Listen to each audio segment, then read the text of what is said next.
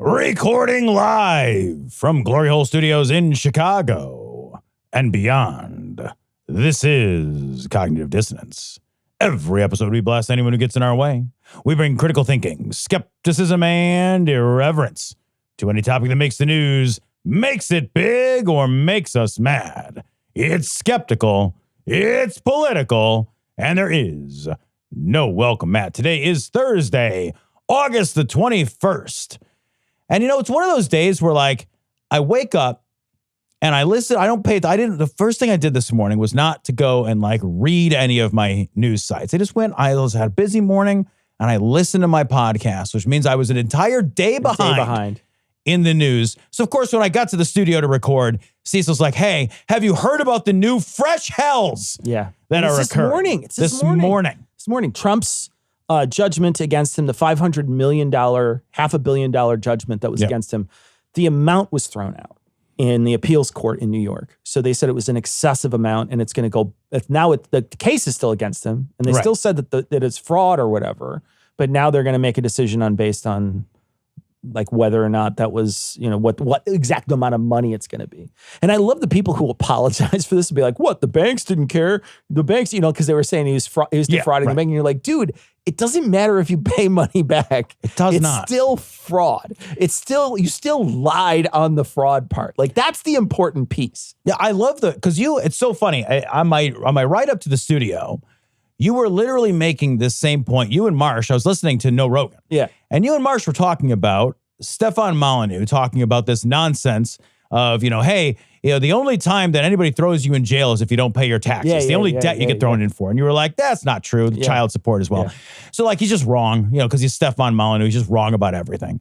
But then like, he was also saying, well, and you can't just pay it back. They still sometimes punitively throw you in jail if it's taxes. Yeah. And you guys really drew, I think, a really good parallel that I want to draw here again. So I'm just stealing from you guys because you're smarter than me. But like, the parallel was like, I can't rob your house, right? Yeah. And then when I get caught, somebody says, well, he gave the VCR back. I'm old VCR. Yeah, sure. He gave the VCR. Disc. Yeah, the laser disc player, right? What was that thing? What was that thing it wasn't compact disc. What was that? Mini disc. Mini disc of the future. Dude. Mini disc. Pause real quick. I still fucking love mini disc, and I hate that it didn't take off. Mini disc is amazing. Is the superior audio technology. And it looked so fucking futuristic. That's why. It looked cool. It was encased in plastic, so it didn't scratch like CDs and fucking everything else. They're indestructible, they're smaller, and we need more plastic. We need more plastic. The world is not full of enough plastic. And they were read-write, unlike CDs, which initially weren't read-write. Yeah. So like, they were awesome. It was genius. It was such a cool thing. It was such a cool. I love that technology. Strange Days had it as its MacGuffin in the movie. And in the Matrix. Matrix had a whole handful of mini discs. Yeah. Because you never find out in the Matrix what Neo's really selling in the very beginning. It's like, because the guy knocks on his door. Yeah, just giving mini discs. Right. He's just, here's some fucking mixtapes for you. I think he worked at Best Buy. I think that was the key. He was taken by. But in any case. Yeah. So you're right. You can't just steal something from me and then be like, but I gave it back. Right. So they still arrest you for that sort of thing. And so that's why this judgment against Trump. And to remind people, because like the scandals have been so numerous that if you forgot this one, I'll just be happy to give you quick as possible reminder. Basically, Trump got a bunch of loans that he shouldn't have gotten by falsifying the asset values of a bunch of collateral that he had. So he went to get loans. You have to put up collateral. He said his collateral was worth X. It really was worth Y. He lied about it knowingly, and so did the people that worked for him. And really part of his defense was, but I made all my payments. So if I made all my payments, what's the problem? And it's like, look, it's still a problem. Yeah, that's still a problem. Lying. It's still lying for your financial gain. You might not have gotten that loan. Yeah, like it's a problem for a whole bunch of reasons. And if you're basically saying like I'm allowed to defraud banks as long as I make my scheduled payments on time, no, you're fucking not. Yeah. And I just want to like draw a real quick interesting corollary because there's a woman that the Trump administration right now is trying to push out of a federal chair job. I saw this, yeah. And part of the reason they're trying to push her out is they're saying that she committed mortgage fraud. And specifically the mortgage fraud she may have committed, which was prior to her being a Fed chair. the mortgage fraud she may have committed, or she's being accused of committing, is saying that 2 properties were her primary residence. When you get a loan on a primary residence, you get a more favorable interest rate than on a secondary residence because your likelihood of default on the place that you live is lower than on an investment or second home, right? So that's the reasoning for it. It's a lower risk for the bank. It's not just that they want to be nicer to you about your house. They don't care. It's a lower risk. So banks make decisions based on risk propositions, right? It's an interesting moment to live in where we can simultaneously say that person should be fired. They defrauded the bank and took out a loan.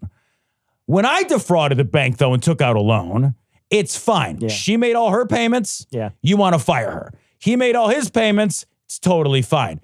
You're all liars. Yeah, it's all double standards. You're just liars. It's all and this is another example of Trump being able to do pretty much whatever he wanted. And I blame that fucking decision they made. When they made the decision that Trump can get away with things, like that he can't be prosecuted if it's an official act, right? Like with that whole thing that went through at the Supreme Court, that it's a horrifying decision because the people who were in office for the Democrats didn't do it because they were not awful, terrible people, right? Trump, during his first term, didn't do a lot of things that he thought he probably wanted to because he was told by other people that you can get trouble for that. Right. Don't do that. When you finally out of here, they're gonna run a train on you. You better not do that. Yeah. And instead, now he's like, I can do what I want. So he is doing what he wants. Yeah. We have stories in here about colluding with businesses. We have stories in here about him directing people in other states to get more seats in Congress. These are acts that they would throw you out on your ear. Yeah. Any other time. Yeah. You would be thrown out on your ear. And he's just like, well, there's nothing you can do for me. This is an official act. Exactly. And he's shaking down universities for cash. Absolutely. He's shaking down, like you said, corporations. He's shaking down major universities. He's like basically using the power of the government to bar a merger between Paramount and whoever else they were going to they merged with, unless they gave him a bunch of money in a settlement. Like he's taking a fucking airplane as a private fucking plane. Yeah, man. The amount of just straight up corruption is so insane to say out loud. You guys, it's been 8 months. Yeah. It's not going to get any better. It's not going to get any better from this point on. But when you take all the training wheels off, he's free to ride wherever he wants now. Yeah. And this morning, too, another big piece of news, it looks like that map passed in Texas. That gerrymander map. So now we get an opportunity to see if other states are going to follow suit and do what they threatened to do, which is disenfranchise Republican voters in other states. Yeah, which is a fucking nightmare. It's a terrible tit for tat. It's a stupid, terrible tit for tat. Yeah. I hope the only thing God, I keep hoping. I've been hoping in one hand for a long time. I know, man. And collecting a lot of shit in the other time. But one of the things that I hope is that down the road, we see what a terrible system this is, and we have a nonpartisan system that comes in to make these decisions for us in the future. That somehow we fuck this up so bad that in the future, they're like, we got to wipe the slate clean. That's that whole accelerationist argument. But that's the only thing we got left. No, I know. Yeah, I just want to address it. Like, I think that there is a look. If I were to take accelerationism at its face and be a good faith with it, right? I might be tempted to say, hey, look, if things break enough, we'll be forced to fix those things. I hope that that's the case, right? I do. I genuinely hope with my whole heart that that's the case. My worry is that it is also possible to have a broken system that does not get repaired. I'm not saying that that's not literally what's going to happen. Right. Yeah. So, and there's a better chance of that happening than my hope hand, which has been full for a long time. Tom. Yeah. So the accelerationists, here's the thing, guys. I'm on your side. I hope you're right. Like, hope is not a strategy. Yeah. So I don't base my actions on hope, right? Because it's not a strategy. But like fucking fingers crossed. Yeah. Maybe we will all have our come to Jesus moment. And here's the thing, like I'm more than willing to look those people in the face if those dice do roll the 6 sevens in a row you need to roll in order to fix all this. And That's exactly what it is. And we get to that point, I'll look them in the face and be like, yeah, you were right. Same. I'm happy to say you're right, but I would have never chosen that path. No. And I think the other thing that worries me about that concept is that what it requires is that everybody get burned the same or enough that we take a kind of collective action that we have not seen possible now in my 47-year lifetime. Yeah. So everybody, but the problem is that what I'm seeing is that everybody doesn't get burned. The burn is disproportionate. Yeah. So it's lopsided. Yeah, it's always as long as it's lopsided, I don't think accelerationism works. I don't think it is. I think that prying the power out of the hands of these people is going to be the hardest thing that America ever did. Yeah, next to the Civil War. Yeah. And maybe, I mean, to some degree, like maybe it will take some version of a civil war. Yeah. Hopefully it's not a violent civil war. Hopefully it is literally a civil war, like a legalistic civil war. Magenta, I'm indeed grateful to both you and your brother Riffraff. You have both served me well. Loyalty such as yours shall not go unrewarded. You will discover that when the mood takes me, I can be quite generous. I ask for nothing, master. And you shall receive it in abundance. This story comes from Gizmodo. The White House keeps a loyalty scorecard for companies, according to a report. This is just McCarthyism, man. Yeah, and it's... Remember when we thought that was bad? Well, and this is just straight up grift, right? Mm-hmm. You keep a loyalty, and this is exactly what we talked about last week when we said he wants to be a mafia guy. Yeah. This is this leads right exactly into it, right? Who's my guys? Who's my made men? Yeah. Who's the ones I can look to say, you get this thing and you don't. You get this trash contract. That little guy over there doesn't. It's literally, I mean, it's the fucking Sopranos, man. Yeah. Yeah. The only thing that would make this more Soprano-esque is if you see Trump in his bathrobe walk out of the White House to get the paper every morning. Like, and nobody wants that. No. Literally nobody wants to see Trump in a bathrobe. James Gandolfini died young. Yeah, that's true. Let's all pause and think about how that may or may not have a thing involved with some other things.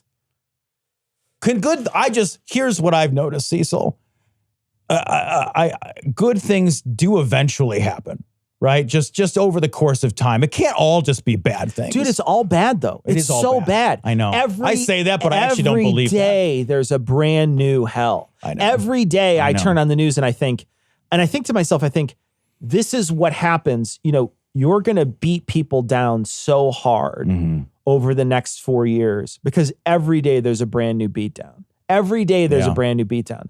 The only light that people are seeing, there's a couple of things that I think that we're going to cover that are actually really funny today and that I think are worth talking about. But also Epstein is the other piece that I don't want anybody to ever forget. And I think that we need to keep that in the sights because it makes him upset. Yeah. It clearly upsets him. And that's like we need more destabilizing. You got to have him. You have to have it. He's a rabid dog. Right. So you have to fucking wave a scarecrow in front of him once in a while so he bites that. Right. And if you can make sure that scarecrow is Epstein and there's 30 of them around him, he's never going to do anything of worth. He's just you got to get him on his back foot. Yeah. You got to because like right now we're in a situation where he's calling for people's the removal of, seats from Democratic places. I mean, they didn't even have a lot of Democratic places in Texas already. I know. And he's going to take away those places and split those districts up even worse.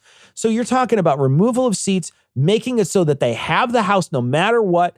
This is literally a takeover of the government. I mean, it's a fascist takeover of the government. Yeah. This is a guy who if you let him do the things he wants to do, he's gonna really run this thing into the ground.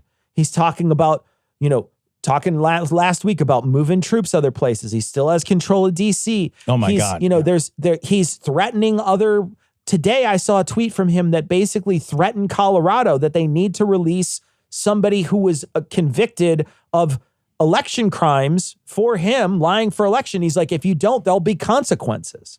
Like, this is a guy who's threatening states now. Yeah. Well, it's not surprising, right? Because he threatened the woman who was the governor of Maine. Yeah. You know, like this is a person who takes it very personally, moves into that personal level, like constantly. We record this show every 7 days. And honestly, and I mean this, like there is more shit. I'm constantly doing this show with you, and we keep notes, and we take these notes, put stories in. And then all the time I'm like, yeah, but we didn't talk about this other thing. Yeah. Because over the course of 7 days, there's been all these other destabilizing anti-democratic stories that have broken things down. It just takes a second for it to Yeah. come. Yeah, it's like, and it's every day. And there's one that I do want to make a quick comment on that isn't in our show notes. But, you know, Trump is talking about eliminating mail-in balloting. Yeah, that's another thing. That's a huge big deal. Now, he's talking about doing it. He doesn't actually have the authority to do that, technically.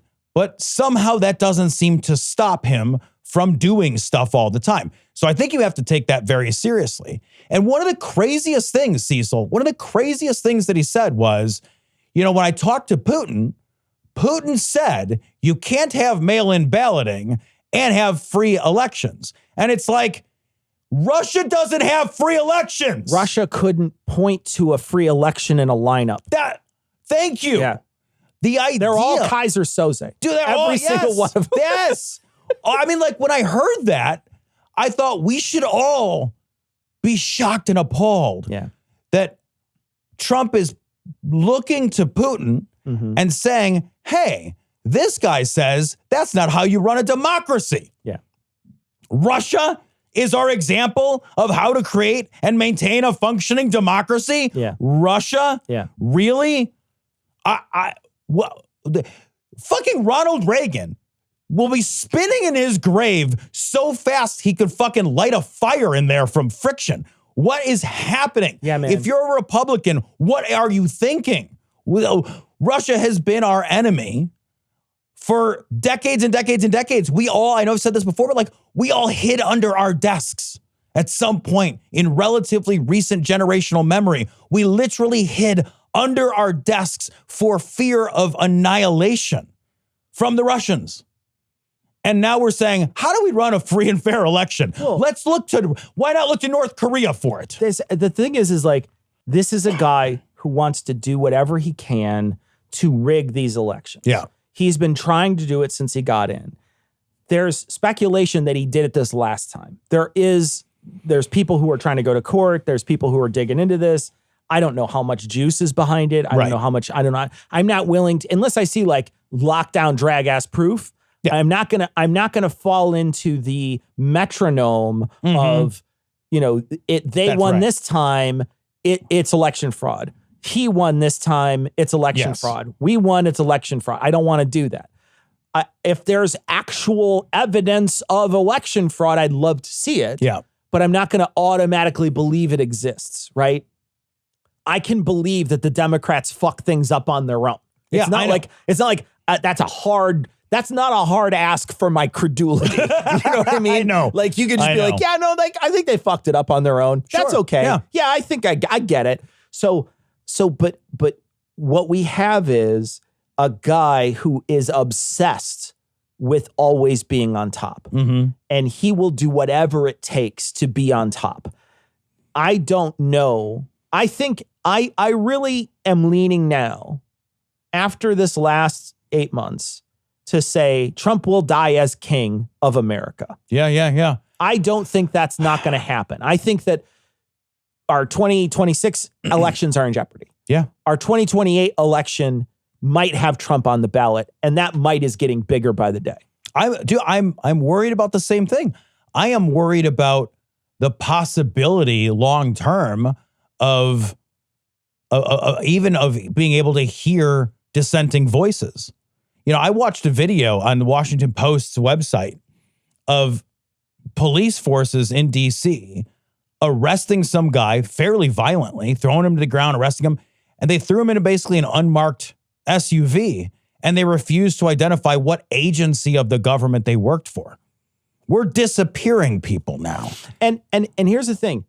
No matter if that person deserved to be arrested, that's not how we do it. That's intentionally not how we do it. That's definitely not how we do it. Yeah. And we don't do it that way because it could be you. Right. And it could be them. Yep. It could be anybody on any list anywhere.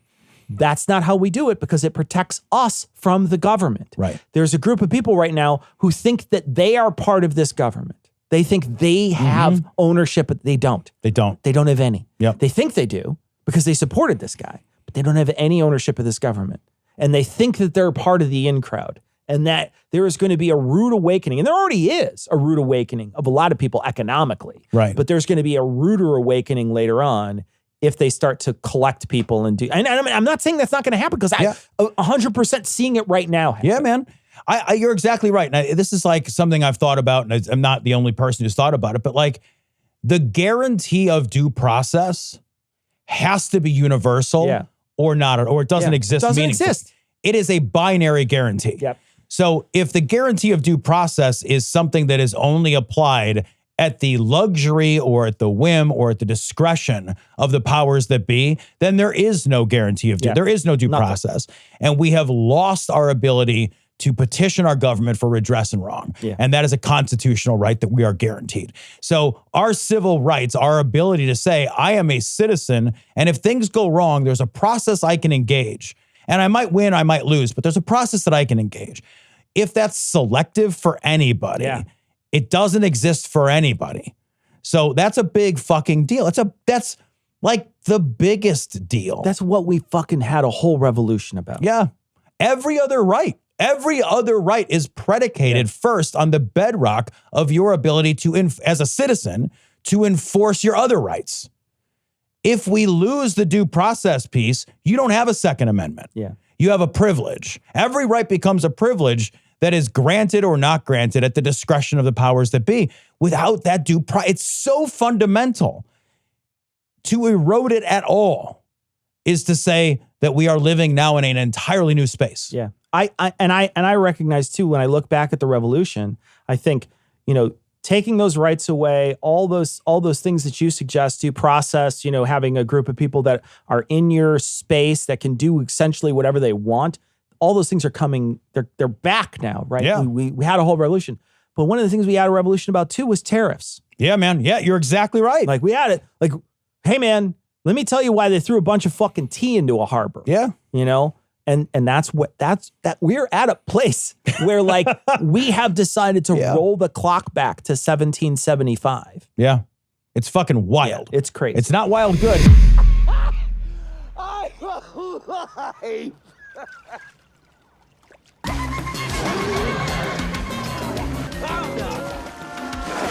Don't start what you can't finish. Quit hitting yourself. Quit hitting yourself. Quit hitting yourself. Oh, water tastes good. Yes. Love. All right, but there are some voices. This one's from Axios. Newsom mocks Trump's social media in a flurry of redistricting posts. Okay, not the world's biggest Gavin Newsom fan, but am I the biggest fan of what he's doing right now? Oh my God, yes. Okay, so I want to put on the big screen some of the things that he's posting because I think it's necessary for people to see it. Tom, can you just read really quickly? I'm going to hit show more so we can see the whole thing. Why don't you read really quickly this tweet from Gavin Newsom? Dana Ding Dong Perino, never heard of her until today, is melting down because of me, Gavin C. Newsom. Fox hates that I am America's most favorite governor, ratings king, saving America, while Trump can't even conquer the big stairs on Air Force One anymore. Trump has lost his step and Fox is losing it because when I type, America now wins. Thank you for your attention to this matter, GCN. The whole thing is all caps. It's all caps. It's exactly like how Trump tweets. Pitch perfect. It's perfect. It's literally perfect. And here's the thing, like I don't like Gavin Newsom. Yeah, I don't like him. Yeah. The stuff he's done recently, especially coming out against trans people, he's shitty. He's a shitty dude. But I will say this, like I am starting to collect enemies of my enemy. Yeah, right. At this point, I'm not choosy about enemies of my enemy. I'm not willing to throw away Gavin Newsom. No way. Yet, because if he can destabilize anything, good. Yeah. Fucking good.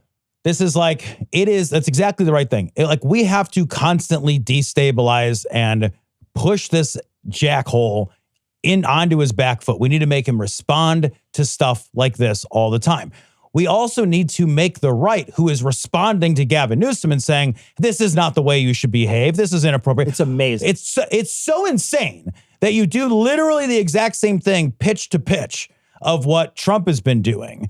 And the right is losing their fool fucking minds about it. He posted an image of himself these with pictures? Hulk Hogan. So he's got a picture of Hulk Hogan, Kid Rock, and Tucker Carlson all laying hands on him, and Hulk Hogan has a fucking halo. It's so good. It's so and it's good. all AI generated, Right? And it's exactly what. And someone commented on this, and I can't look at the comments because it's on X, right? So I can't look at it. But on Twitter, he posted this, and someone said that's blasphemy or something like that, and he said, "Oh, sorry, wrong image," and he posted the one of Trump as Pope. It's fucking amazing. It's amazing trolling. Yeah. I like I said, there's a lot of Democrats I don't like. Yeah. There's a lot of them I don't like. But if they're willing to take a swing at somebody I don't like a whole lot more, happy to see them do it. Like, let's say that 2028, let's say my choice was Marco Rubio or Gavin Newsom. That's not a hard choice. It's not a hard choice. It's not a hard choice. Even though I don't like Gavin Newsom, that needs to not be a hard choice. The other thing I will say too is every step of the way that Gavin Newsom is running, I will do whatever I can to make sure he doesn't win. Right? Yeah. I will 100% vote in a primary against him. I will run a fundraiser for someone else. Yeah. To But try if to he win. becomes But if he becomes the ultimate person, then he becomes the ultimate person. And I'm not gonna and there's no way I'm gonna vote for JD Vance over Gavin Newsom. You've got to figure or Donald Trump for a third term. Yeah, or Donald Trump for a third term. Again, like if we are always presented with two choices. Yeah. All right, there's another just fucking glorious picture. It's Ray Gun from the Australian breakdancing Olympic team with JD Vance's face. Yeah, and it's in response to somebody saying JD Vance will be in attendance at the President Trump's meeting with Zelensky tomorrow. Are we ready to see another Oval Office showdown?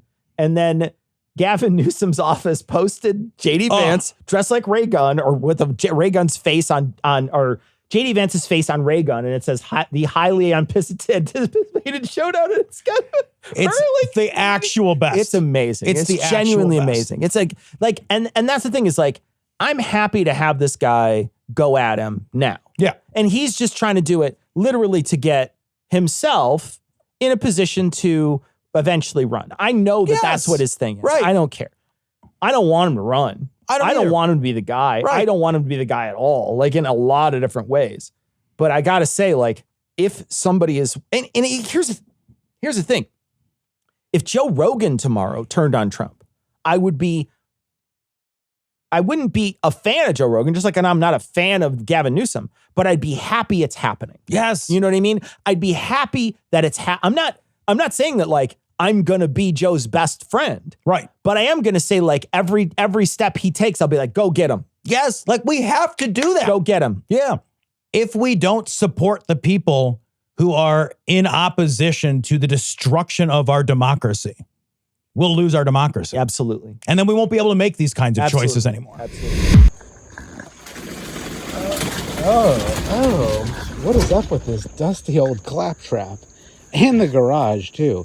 Speaking of dusty old claptraps, are you taking care of your dusty old claptrap by going to adamandeve.com and using code GLORY? You should. Why aren't you?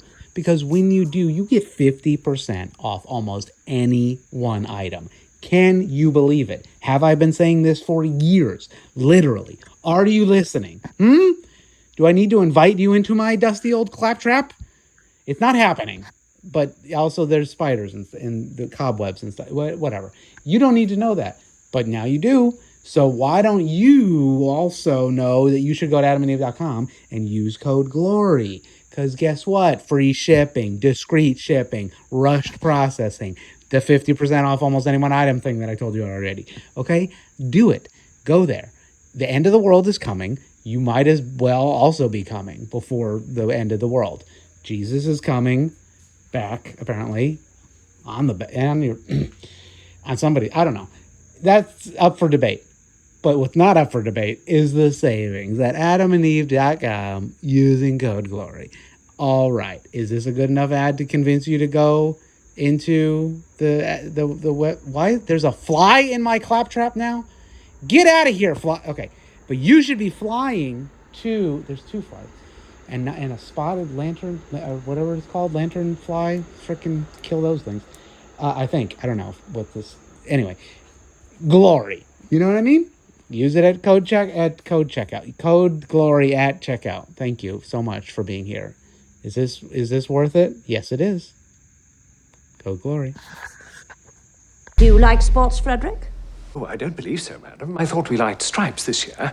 What kind of sycophant are you? What kind of sycophant would you like me to be? This story is from the New York Times. Trump rolled out the red carpet for Putin. He still didn't get a peace deal. So there was a summit up in Alaska. It was to really kind of negotiate potential terms for a ceasefire, not a treaty. I don't think anyone's even talking down that line, but like a ceasefire between Russia and Ukraine. Very conspicuously and imperialistically, Ukraine was not part of that conversation. Mm-hmm. This is a very 1980s world powers imperialist model of here are the world powers and here's how we will divide up the world. Here's how we're going to make sure that this ends. Yeah. Trump, of course, went into it and, he was supposed to have solved this on day one or even before he took office. What he said is he would have got a ceasefire before he even took office. We're 8 months in. He's had multiple meetings and phone calls. He's making no progress. Nothing. He will not make any progress. Not until Ukraine capitulates to everything that Russia wants. Because that's what Russia wants. Well, and Trump came out. So Trump is a fucking yes man. And it's so funny how everybody thinks that he's not. But Trump is the biggest fucking yes man sycophant of them all.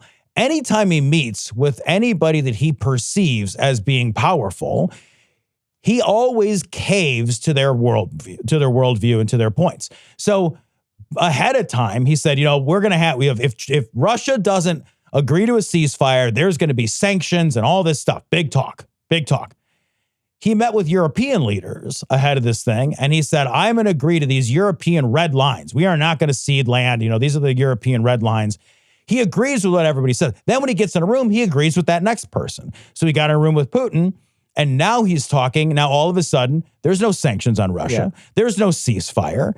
The red lines that Europe drew that he agreed to ahead of time, he's abandoned. And what he's basically said is, in order for there to be peace, Ukraine has to cede territory that Russia has already captured, specifically looking for the Donbass region, is what I've read. I don't know what that fucking means practically, except for that from what I've read, the Donbass region is basically a fortification against further Russian encroachment and aggression. So ceding that basically just provides a staging ground for additional Russian incursion and for them to sort of like rebuild their forces and do it again. Obviously, Ukraine doesn't want to do that. They don't want to cede any land, and they specifically don't want to cede like this thou shalt not pass territory, right, over to the Russians on a permanent basis. But every time Trump gets in a room with somebody, he walks out of the room with whatever fucking worldview they walked in with. Yeah. Every time. That happens every time. And he's also like, here's a guy. Let's just talk about the sort of symbolism of this whole thing. Putin comes in, lands, and then our military rolls a red carpet up to his plane. Yeah. Our military people rolled a red carpet up to him. Trump's standing on that red carpet, clapping, doing clappy claps as he's walking up. I'm not even fucking kidding, right? I know, man. It's described in this that he sees him coming down and he starts clapping. He starts clapping for fucking Vladimir Putin coming off a fucking plane. And our president is fucking gleefully clapping on a red carpet. That means something. It does. That means something. Look at the images of Obama standing face to face versus Trump standing face to face with Putin. Obama's got this scowl on his face. Mm-hmm. Not interested in really dealing with him at all. Fucking Donald Trump is doing the squinty eye, gleefully looking at him, leaning over into this handshake, not doing the pulley-pull thing. Right, yeah. He's He's leaning over. Putin's got his finger up like, bitch, listen to what I gotta say. And fucking Donald Trump is ready to lap up anything Putin puts out. Anything. Yeah. That means something. You're it right. genuinely means something. These people that lied to everybody, right? They lied to everybody about no wars. They lied to everybody about how we can end everything. They lied about prices. They lied about tariffs. They lied about everything. And I think, the more we can pull that veneer away and say, look, man, they fucking lied to you. This dude said that he could just end this. Everybody, I don't think that, it's not like that anybody in the world is like, man, that Russia war is pretty great for everybody. No. I don't think anybody's thinking that, right? Even people on the other side who are on Russia's side don't think it's a good idea. Yeah. So he said he could do something that he cannot do. And every room temperature IQ person out there knew he couldn't do it. Yes. You knew he couldn't do it. It was not possible. There was no way he was going to do it. He's saying it wouldn't have happened on his watch. And Putin, of course, says, oh, it wouldn't have happened if Trump was in office. Of course you'd say that. Of course you'd say, because your lapdog is literally inviting you up for a really sweet, snazzy lunch up in the middle of Alaska to American soil, capitulating to you. And then the next day, he's in the fucking White House with Zelensky. Yeah. And he had a meeting with Zelensky that they described, even though there was no fucking progress, that they described as very productive and the best meeting yet, because every room he gets into, he just takes on the worldview of that person. And part of the reason, I was just thinking while you were talking, like part of the reason this happens, I think, is because for Trump, everything's personal. Yeah. As a man who doesn't care about this country, he cares only about himself. When he meets with a world leader that pays him respect and treats him deferentially, that's personal. He likes it. And when he likes something, he responds to that feeling of being liked and being validated. That's why all these people that were important. That's why all these people, they took that on. But even before he came into office, Zelensky was doing this for him. Even before he came into office. And Zelensky got treated like a shitbag when he came here. Mm-hmm. And now he came back and he got treated way better this time. Yeah. And I think he's just being deferential to him. And then Trump eats it up. He eats it up because he's so easy to play. He walks around with his cards stapled backwards to his forehead. He is the biggest presidential pick-me fucking ever. Oh, bonkers. Bonky.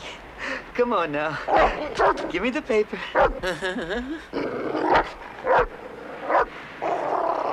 Bonkers. Give me that paper, you hairy son of a bitch.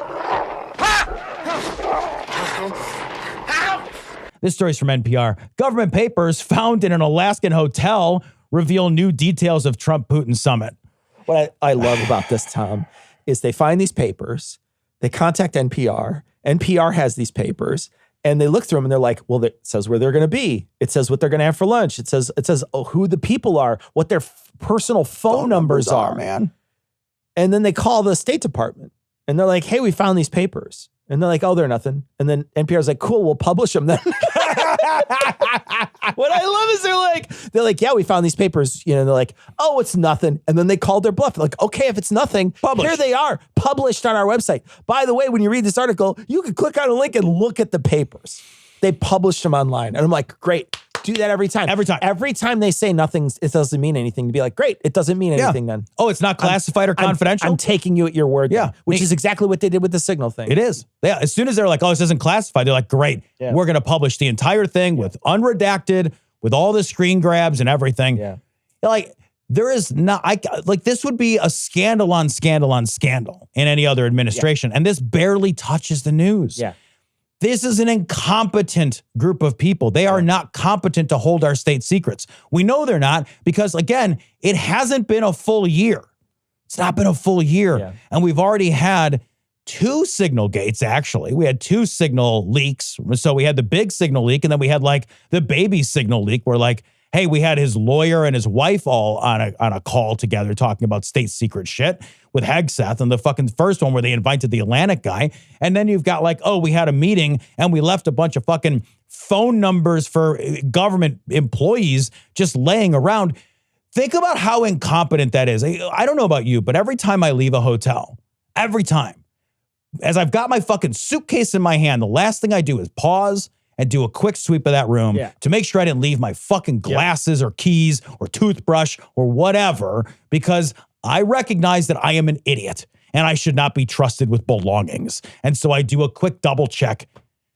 You have fucking state documents, man. State documents. And also, Cecil, do you still print shit out on paper in 2025? I think Alex Jones was a guest and he needed everything printed out like his story. Yes, print the internet for me, please. I would like my assistant to print the entire internet for me. Who's printing anything now?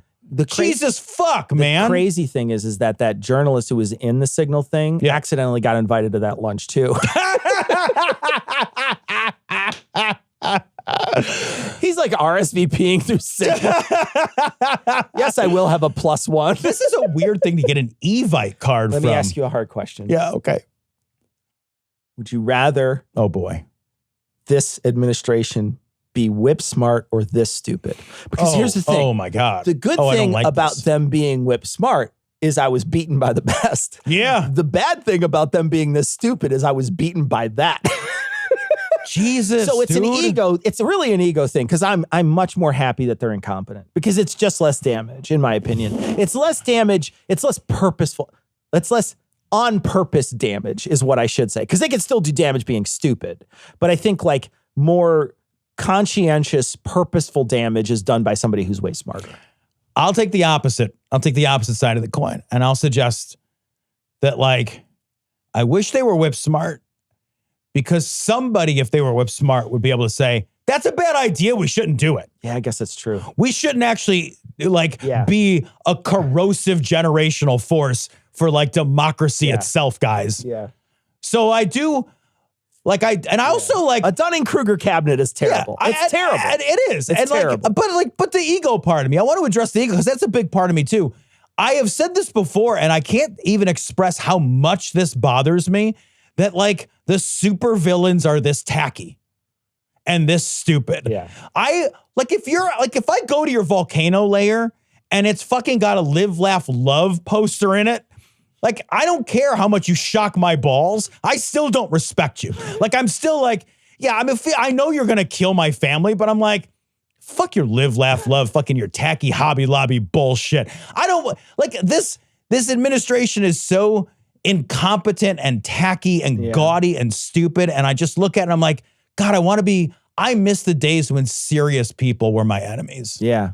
This unserious enemy that is beating me is just like, it's so bad that the people who you went to high school with and you're like, that person's never going anywhere. Right. They're like super excited about this administration. Yeah, man. It's like if that guy was now my boss. Yeah. Like, have you ever worked for a boss that was like a lot dumber than you in your life? I worked in a university, so no. I have worked for bosses in my life that were significantly stupider than I was. Like a lot. And I'm not trying to be like egotistical. It's just true. Yeah. It is true facts. Sure. Just true absolute. And it is so disheartening. Like, nothing reaches into the bottom of who you are as a person than having somebody that you run fucking circles around when you're asleep telling you what to do on a Wednesday. It hurts. That's what Ian feels like for us. So, yeah, that's how it feels to me to some degree. Yeah. It's like, God, you. Yeah. Oh, God. I'm this close to going up there and going post on the whole goddamn administration. This close. This story is from Reuters. Trump vows to end use of mail-in ballots ahead of 2026 midterm election. We touched on this a little earlier. Trump did, however, say that he is a fan of absentee ballots, which are ballots, in case you're curious, that you fill out and mail in. Yeah. But not a fan of mail-in ballots, which are ballots that you fill out and mail in. And then mail in. I also would point out that the Republicans did better on mail-in balloting in the last election than the Democrats did. So, what? Well, I think that what this is going to do is it's going to put the power in the hands of people who have their hands on ballots. And I think that this is a way in which to genuinely create a fraudulent election. I think cutting out mail-in ballots is a way for them to fraudulently create an election and to scare people too. Because one of the things that you do is you create fewer voting centers in Democratic places, which they've done already. They've done that, right? yeah. So voter suppression can happen in many different ways, and this is a way to do it. So if I take away mail-in ballots and I take away maybe early voting in certain places, and I reduce all the places, like this very highly populated place in, let's pick a state that has a relatively red population with a large number of people. Let's say Texas. Oh, huh. Let's say that in Texas, in like Dallas and, what's another big, Houston. They diminish the number of voting places so that the lines are through the roof. Right. And then they make it difficult for you to go and difficult for you to handle that voting day and lots of problems in those blue areas. Mm-hmm. They make it really easy for people to sit this one out, to not want to play. Right. To, when you take away convenience for voting, you make it hard to vote. You just make it naturally harder to vote. So they will do this in every place that is Republican led, because we're talking about how he's going to do an executive order, and you were saying that might not hold any water, and who gives a shit? Other people will be like, hey man, we're states, we handle how we do this. So there might be a fight in the Supreme Court. And even if the Supreme Court agrees with this on principle, lots of these states, now that they know Trump is in charge, they're just going to do it anyway. That's exactly it, man. Like once he signals, this is what I want you to do, then his loyalty testers go out and make sure that all of his little fucking sycophants follow through. So even if he can't do it from the top down, yes, he can. Well, right? He exerts that power and control. There's another important piece to this. We've seen him take troops from DC and send people there and send federal agents there. What's to say on the day of voting, he doesn't do that to polling places, especially in blue states? Oh God. What if you go in and then suddenly there's border control guards all standing around every polling place, making it a really uncomfortable moment for everybody who has to walk in and do this. They can make voting really, really uncomfortable for a lot of people. Yeah. And this is just another way to do voter suppression in our country, which we already have. Yeah. So it's now they're just supercharging it. I mean, you're exactly right that the undeclared martial law that he's obviously willing to engage in is not outside his purview. Yeah, he's definitely going to do that. We're talking about things like stem cell research, fetus rights, oil drilling, gay marriage, that kind of thing. I mean, we'll even reverse suffrage if you want.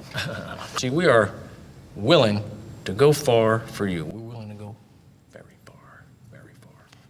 We missed this last week. It's a big deal. ABC News, Supreme Court is now formally asked to overturn landmark same-sex ruling. This is Kim Davis. You guys might remember. She's all over.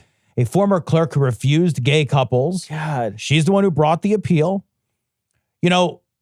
I have to do it. There were a ton of people who were like, well, it's not going to get that bad. We have this, we have that. They're not going to be able, they're going to roll back the clock. Yeah, man. They're going to they've already done it, right? Like women's right to have reproductive access to care has been eliminated. Gone. That right is gone. Yeah. Whether you have it in your state right now is a privilege because the right to it has been stripped from you, right? So the ability for gay people to get married. And I was thinking about this when I looked at the story. It's not just marriage that is this important. What this also is a symbolic moment of recognition of the equality and sameness of people who are gay. When we allowed for gay marriage, what we said is this relationship is just like other relationships, both legally and socially. And so it really kind of codified a space, like an internal space that people began to occupy, where it became like verboten and uncool and, illegitimate in many social ways to look at gayness as something to otherize. This not just strips people, if this goes through, this not just strips them of their right to marry, but it also accelerates an othering. Yeah. And it allows for that othering and it encourages that othering because it says there's a reason you're not allowed to be the same as me now. Yeah. And it's because you're bad. Yeah. Gay people have to drink from a different fountain. Yes. Yeah. That's exactly it. There's a fountain in the back that you get to drink from. And it's, you don't get a marriage. You don't get to see your dying loved one because we don't allow that in this state or whatever. You're gonna see you would see a rolling back. Now, according to this article, 2 of the votes that they would need are 100% not interested. According to this article and according to the insiders in the Supreme Court, Amy Coney Barrett and Brett Kavanaugh do not want to hear this. They don't want to hear this thing again. So, and that's 2 votes that they would absolutely need in order to flip this thing over. Who really does want to hear this is Clarence Thomas, because he even said so in a previous ruling. So in a previous ruling, he's like, hey, by the way, I think that other one that we did was unconstitutional, so somebody should bring that back. And they are using that writing of that ruling, Clarence Thomas's single objection, only person who wrote single objection on a ruling to go ahead and bring this case. And he wrote it very specifically so this would happen. He knows the system of government. He knows how the judicial system works. And so he was like, if I write this, if I build it, they will come. Yeah. It was an invitation. It was an invitation to bring this case. Yeah. And they went out and found the trolliest troll that ever trolled anything in Kim Davis, this chronically, tragically unhappy, awful person who wants to ruin everybody else's life because she has such a shitty, awful, terrible life. And so she wants to ruin everybody else. She had 3 failed marriages. She wants to make sure every gay marriage fails. Yeah. She's garbage. Yeah. This is a garbage person who broke the law. That's what happened. This is not a right of conscience. No. And you're this absolutely is a right. Trash person who broke the law. This is a fucking person who thought that their personal rights were more important than other people. Yeah. Again, where are my libertarians at? Thank you. Where you at? Thank you. Maserati bi-turbo, Royal Blue, 6-cylinder. No, you can't trust Italians. Their shit just falls apart. This story comes from Politico. Cuomo's seeking a Trump bump. How do you do that? And Off the key? Which bump? Like, when you rub over him, are there a lot of different bumps? I feel like he's lumpy. I definitely feel Trump? he just kind of looks like a pulsating cyst. So I figure there's like a lot of those on there. So Cuomo lost the Democratic primary to Zohran Mamdani. And now, instead of just saying, well, all right, there was a contest. I'm part of this party. There was a contest and I lost. Now he's going to run as an independent. And running as an independent, he is clearly hoping to just draw. I don't think he thinks he can win. He wants to split the vote. I think he wants to. I think it says vindictive. Yeah. This is personal and vindictive. This is trash. This is absolute asshole behavior. Yeah. This guy, not only do I hope he loses, I hope he is assigned to the fucking dustbin of history. Yeah. I hate this guy. I agree. Fuck this guy forever. But what I do think is going to happen, and I genuinely believe this, I think that he'll lose. I think that Mamdani is going to win. I think that is very likely to happen based on the numbers that we've seen so far. And I think Cuomo will be campaigning with Trump in 2026. Yeah, you're not wrong. You're not wrong. He'll be another one of these fucking Tulsi Gabbard you're not wrong. fuckers. You're not wrong. I think that's exactly it. I think he'll be on Tulsi's coattails, essentially. Yeah. He'll be following her around, following her trajectory in this administration. I don't disagree. I think that, like what we see from some of these people who have been part of the Democratic Party is what you see is that they don't give a fuck how they get that power. Yeah. They don't fucking care. And I just want to see those people washed away. I don't want to see those people ever again. I want to see them washed away. And the thing is like I don't want to be one of these people who's like, fuck this whole system because this whole system is rigged. But man, this guy is starting to feel like this whole system's rigged. Yeah. This guy's rise and then continual attack. I just want to see him go away forever. I don't want to see him part of this system. I want to see him go away. He's a shitty dude who, wound up killing a bunch of people during COVID. He wasn't a good governor. No. And he wouldn't be good for New York City.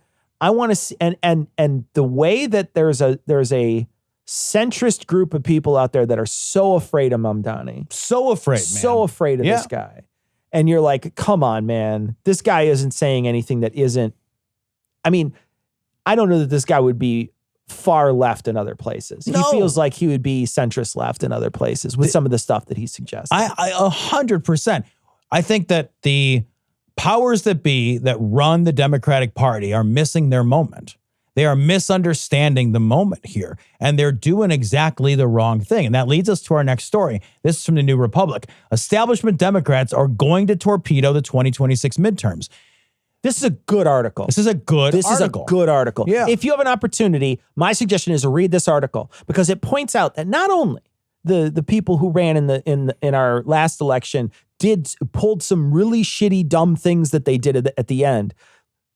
Cobble a meeting with Liz Cheney and campaigning with Liz Cheney for as long as she did was a huge misstep, a huge misstep for the young people in this country. Terrible idea. And not going against corporate donors and things like that. Very bad misstep. And I think this article points out a lot of problems that came up this last election that don't seem like they're going to get fixed. Yeah. And, I am generally of the mind, especially in politics, that it is a mistake to vote when we lose, right? It doesn't matter what side you're on. When you lose, I think very often the tendency is to say, what did we do wrong? Yeah. Instead of saying, what did they do right? So we blame the losing side for losing, rather than crediting the winning side for winning. Yeah. I hate that, generally speaking. I think that is almost always the wrong way to think about how politics works and what it's just I hate it. It makes me crazy. It's blaming yourself for not locking the door when your house gets robbed. The robbers robbed your house, man. They were 100% responsible. The winning team won. Let's look at what they did right. In this case, I do think that the Democrats are a fractured party. They don't have a strong message. They don't have a strong angle. They don't have cohesion. They don't have leadership that people are excited to get behind. Mamdani is a great example because Mamdani's polling numbers are astonishingly good. It's not even close. We covered this weeks ago that when they added up, he got more votes than everybody, even if you added everybody else's votes together. Wildly successful in that primary, and still he is not being endorsed by major figures within the Democratic establishment. The Democratic establishment is confused about what their message is. They're even confused about who their core constituency is. They don't know who to appeal to, so they don't know how to make that appeal. That's gonna be tragic. The only thing that we have, I think, is the sort of zero-sum gamesmanship of voting against. That's probably the best we're going to get in 2026. And that's a bad strategy. It's a terrible strategy. And I think, there was a push in a couple of different elections, vote blue no matter who. Mm-hmm. That's got to be reciprocated in these other elections too by the Democrats, right? Yes. So the thing is Mamdani's the blue one. Yep. Go for the blue one, stupid. Yep. Don't fracture yourself. Don't fuck yourself. This is essentially treating, and it's sort of going again. It's sort of doing all the things that we decried over the last several years. Don't sit this election out. Don't try to split the party. Don't, you know what I mean? Let's try to build a coalition. All those things that we thought were important. The sort of really dyed-in-the-wool corporate Democrats are now doing that again with Mamdani, and they might do it again for the 2026 election. Yeah.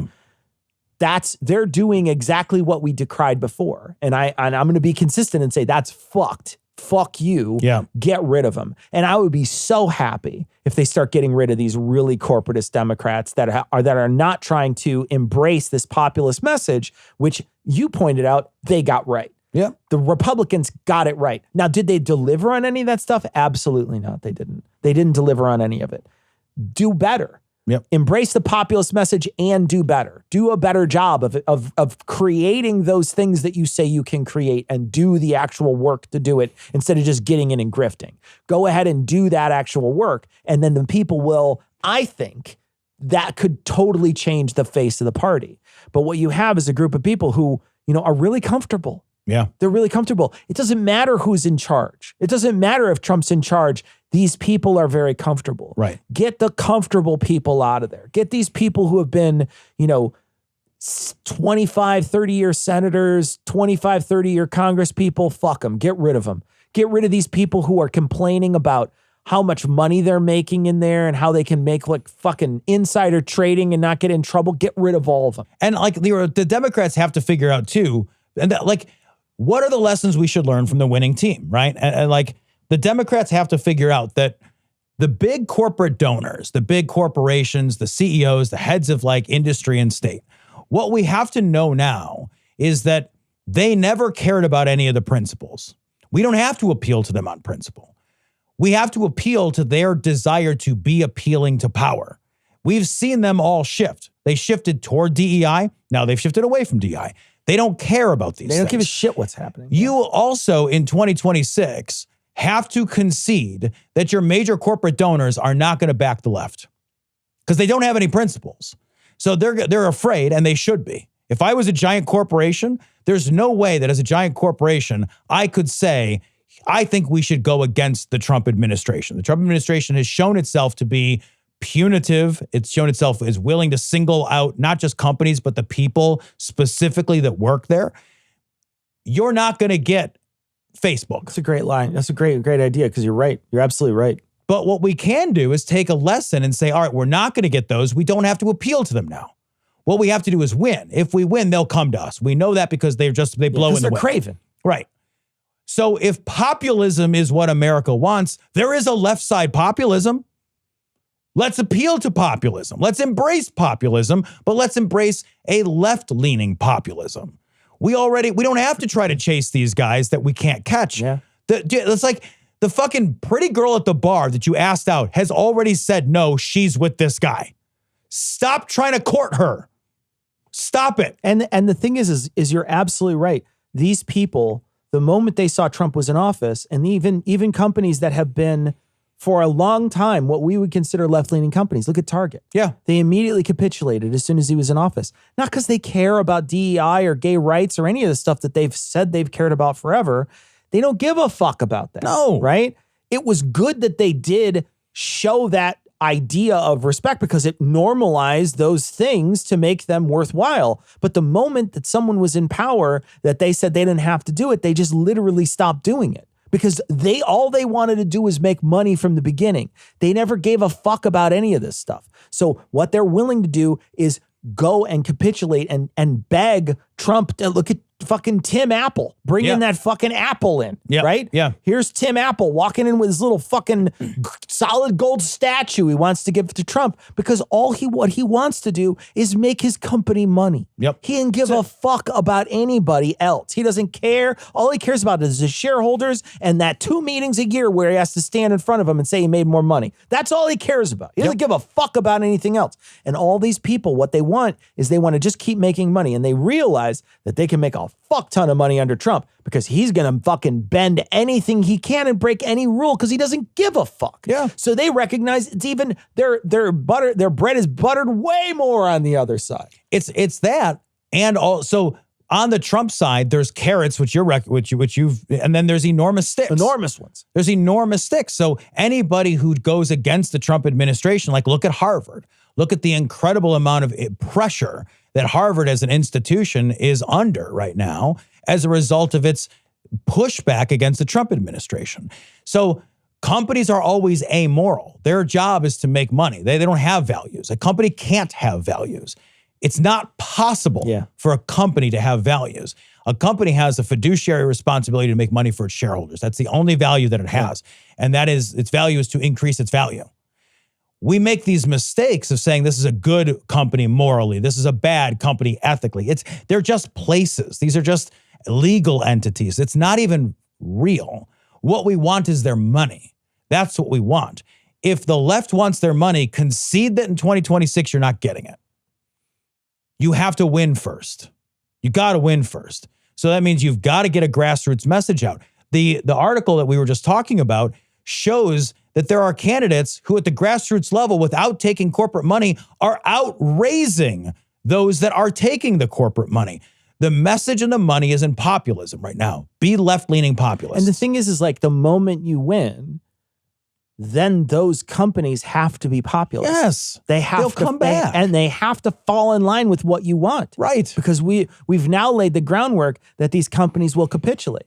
So guess what comes back immediately? All the things, all the social ideas that you had before. Yeah. We are all going to die very brilliantly. This story is from Nature. Canceling mRNA studies is the highest irresponsibility.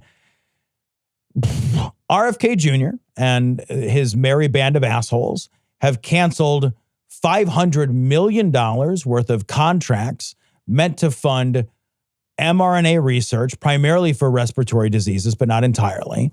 mRNA technology offers an enormous wealth of potential benefits to treat genetic disorders, cancers, to allow us to mobilize in ways that we've never been able to before, vaccines for things that are seasonal, that adjust and change very, very quickly. The scale up and scale down potential for mRNA is vastly better than anything we've ever had before. And we are disinvesting in the best medical technology that will happen in our lifetime. In our lifetime. I think that is a true fact. At the same time, by the way, that many bacteriological caused diseases are on the rise and resistant to antibiotics. We are in a more precarious place than we've ever been. The conditions for pandemic have never been better. They'll just continue to get worse as populations get clumped together and clumped together and clumped together, and globalization becomes more and more of a thing. The ability for disease to spread and move. We are hurting ourselves and we're putting Tinder out and just waiting for the match to strike. I think you suggested, maybe it was in January when we first started hearing about the COVID from China. You had said, God, could you imagine if there was a pandemic under this administration? And then there was, right? And there was, and we saw how bad they handled it. They were bad at it. They had professionals in those positions at the time. They had people who knew what they were doing. Yeah. Oh, you're right. Could you imagine a pandemic while RFK is the guy who's going to be doing the lion's share of the work? Yeah. He's the one who's going to be directing all these people underneath him who are, supposed to be scientists and doctors to handle this. And he's throwing away because all these people are so fucking stupid that they think that this is a dangerous technology. They have been told these lies through influencers. We made influencers a thing. Yeah. And then we made influencers convince really powerful people that untrue things were true. And now we're reaping the benefits. I mean, like I don't say you can blame this on social media, but I will say that the rise of idiots on the internet saying untrue things has contributed greatly to our unpreparedness and the what could be a giant step back in medicine. I don't think that you can't say that caused this. I think it's really hard for you to say that dumb people saying shit, because dumb people printing a book is different than dumb people saying shit on the internet. No, yeah. Like that guy who made that, what was it, Kevin Trudeau, who wrote the fucking shit doctors don't want you to know or whatever. You can't tell me anything that's in that book, right? You can't tell me anything. But I bet you, there's a lot of things that Mercola has said that has worked its way into the public consciousness. Yeah. There's a lot of things that these anti-vaxxers have said that have worked their way into Joe Rogan, who's worked their way into all these other people who've listened to him. That's happened. Yeah, man. I know we've talked about this before, but giving democratic access without editorial control of any kind to a bullhorn like the internet has not yielded good results for us. It has yielded bad results, socially, scientifically, medically bad results. I want to point out too, and I don't want to be like a total freak show about this, but when we talk about the next pandemic, that could be COVID. Yeah. It's not like we have to wait for the next novel virus to appear. No, you don't need a new one. COVID continues to mutate. Could be the flu, Tom. It could be the flu. It's been the flu before. Now we have COVID, which, by the way, still kills a shit ton of people. We, for some reason, pretend it doesn't. I don't really understand why. But if you compare COVID to a very bad flu year, COVID still behaves like a very bad flu year. Yeah, every year. Yeah, every year we're dealing with, and think of how bad it would be if none of the population had gotten vaccinated. Yeah. Right? People say oh, well, COVID's not as much a thing anymore. It's yeah, man, you know how many people in America got vaccinated? You know how many vaccines they've passed out worldwide for this thing? 13 billion vaccines have gone out. So yeah, you know what? A lot of people have gotten vaccinated and that has helped tremendously with COVID. Yeah.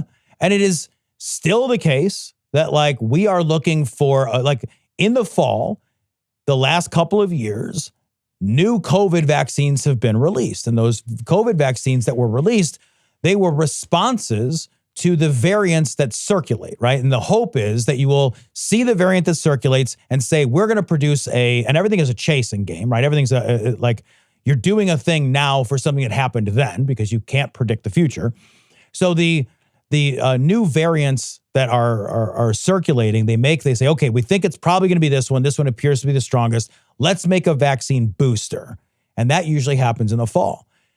We don't know yet whether there will even be a fall booster. Yeah, they're saying there might not be. For COVID. Yeah. It's a big, giant question mark. The longer it goes on that we don't get boosters, the more our immunity seems to wane. That seems to be what the science is suggesting. That's not a good thing. Like, it's not a good thing. We don't have to have a new novel virus. We can just mistreat our response to the existing threats and then find ourselves in lockdown again and find ourselves, you know, where 1 million people are fucking dead. And there's no guarantee it plays out the same way. To just abandon science means that we are unprepared to handle problems. Problems, viruses, bacteria, they don't care about the dollar. They don't care about moneyed interests. They don't care about political interests. They're just amoral organisms. And they just behave the way that they behave. That's RFK. That's RFK, an amoral organism.